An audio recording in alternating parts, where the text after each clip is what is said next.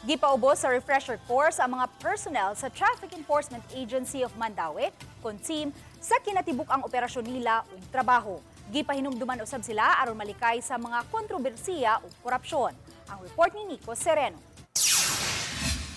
Sa miaging simana gihimo ang refresher course para sa tanang personnel sa team. Gikan sa lain-lain nga batch ang mga personnel para makover nila ang tanang topics nga gikinahanglan. Pasabot sa ilang labaw, importante kini aron mapahimangnuan sila unsay sakto o dili sa mga binuhatan.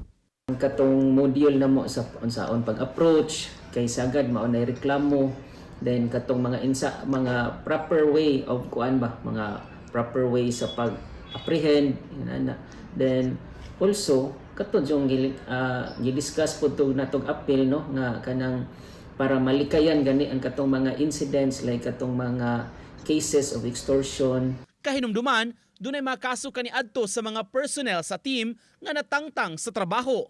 Human na pamatud-an nga nangilkil sa pipila ka mga motorista.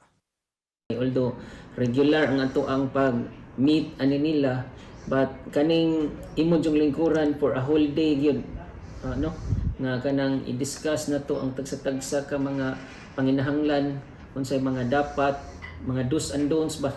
Yeah, especially katong paglikay atong mga incidents no, as I've said, na para dili na mausab. Nico Sereno, Balitang Bisdak.